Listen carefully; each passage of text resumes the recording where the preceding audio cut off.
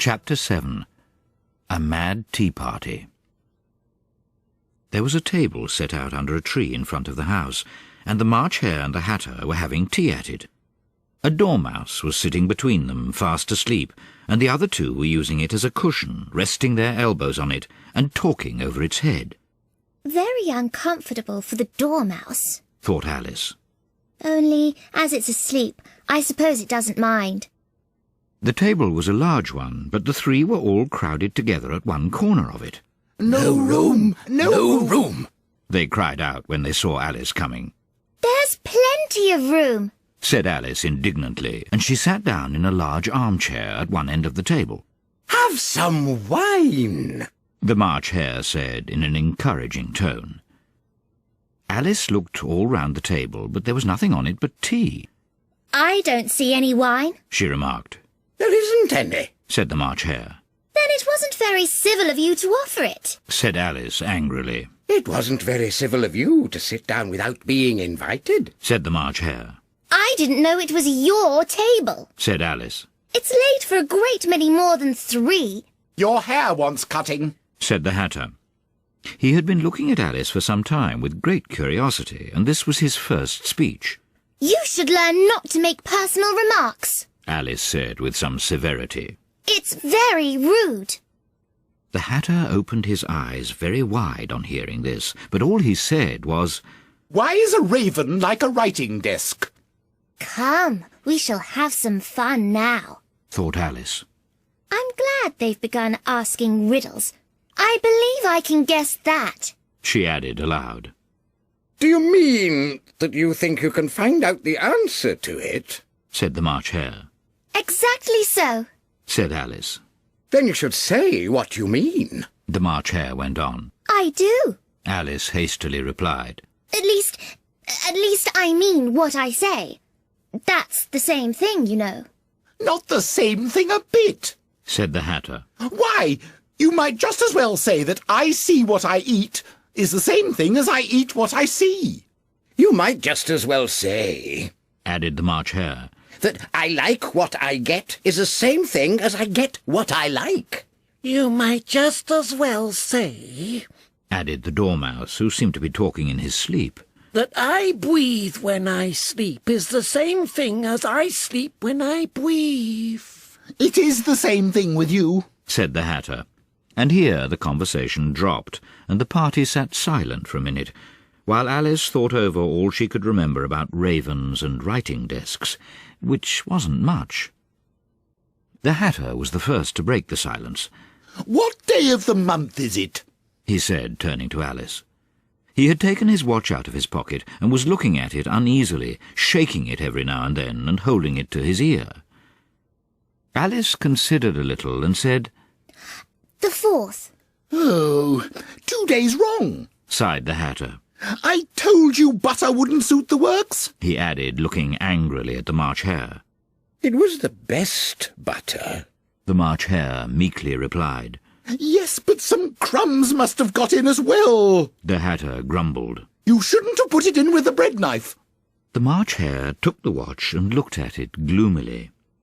Then he dipped it into his cup of tea and looked at it again. But he could think of nothing better to say than his first remark. It was the best butter, you know. Alice had been looking over his shoulder with some curiosity. What a funny watch, she remarked.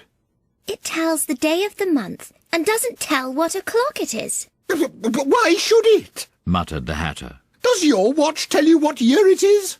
Of course not, Alice replied very readily. But that's because it stays the same year for such a long time together. Which is just the case with mine, said the Hatter. Alice felt dreadfully puzzled. The Hatter's remark seemed to her to have no sort of meaning in it, and yet it was certainly English. I don't quite understand you, she said as politely as she could. The Dormouse is asleep again, said the Hatter, and he poured a little hot tea onto its nose. The Dormouse shook its head impatiently and said, without opening its eyes, Of course, just what I was going to remark myself. Have you guessed the riddle yet? the Hatter said, turning to Alice again. No, I give it up, Alice replied. What's the answer?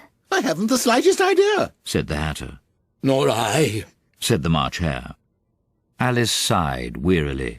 I think you might do something better with the time She said. than wasting it in asking riddles that have no answers. If you knew time as well as I do, said the Hatter. you wouldn't talk about wasting it. It's him.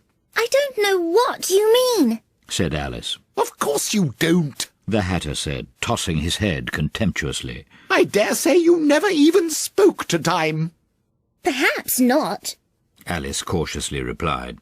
But I know I have to beat time when I learn music. Ah, that accounts for it, said the Hatter. He won't stand beating.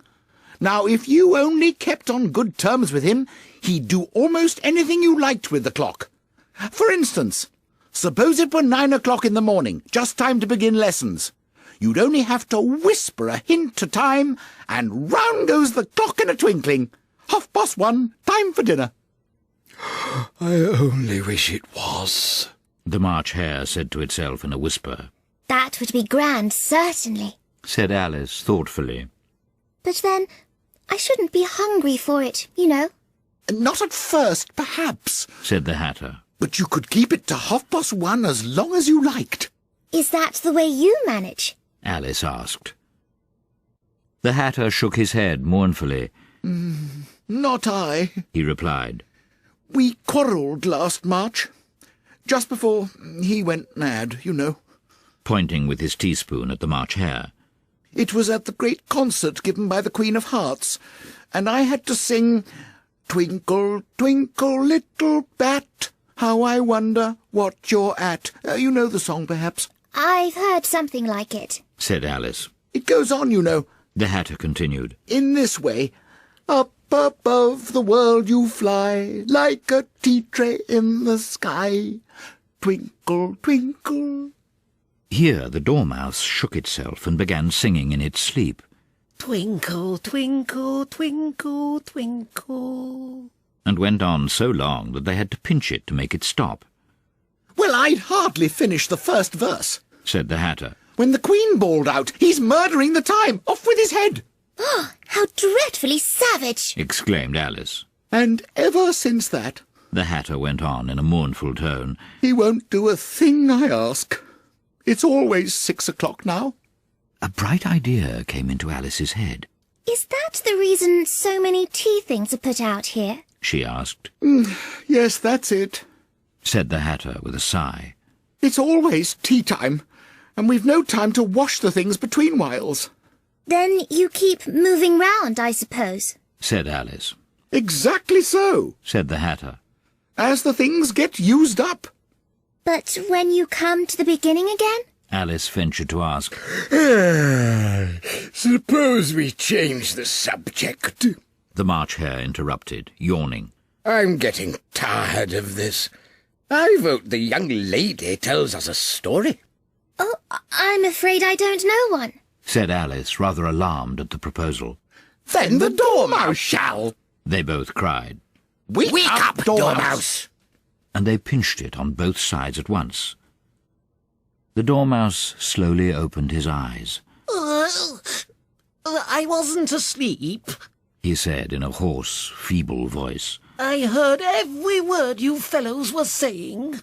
Tell us a story. Said the March Hare. Yes, please do. Pleaded Alice. And be quick about it, Added the Hatter. or you'll be asleep again before it's done.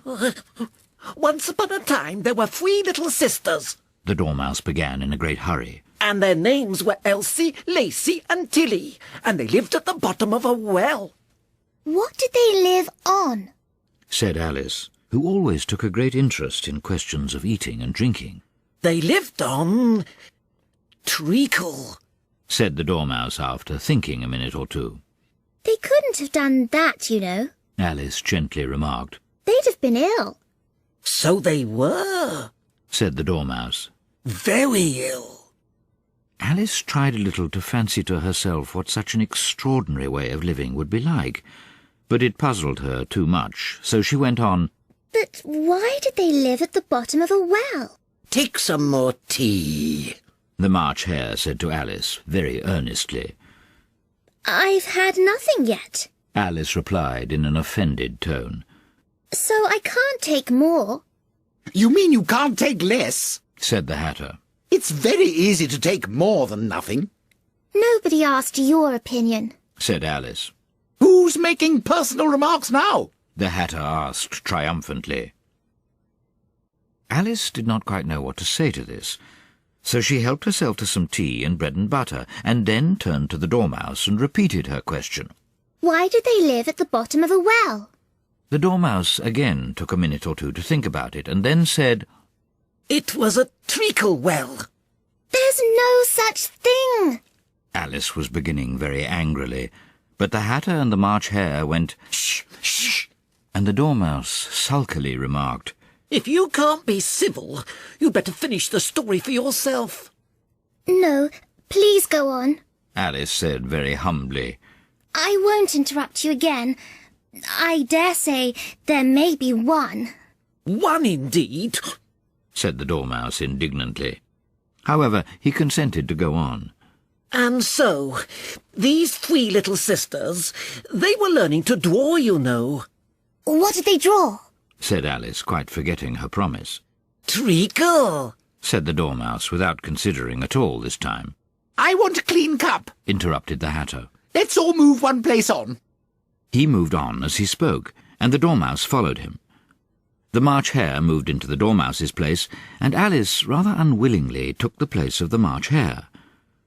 The Hatter was the only one who got any advantage from the change, and Alice was a good deal worse off than before, as the March Hare had just upset the milk jug into his plate. Alice did not wish to offend the Dormouse again, so she began very cautiously, But I don't understand. Where did they draw the treacle from? You can draw water out of a water well, said the Hatter. so I should think you could draw treacle out of a treacle well, eh, stupid? But they were in the well. Alice said to the Dormouse, not choosing to notice this last remark.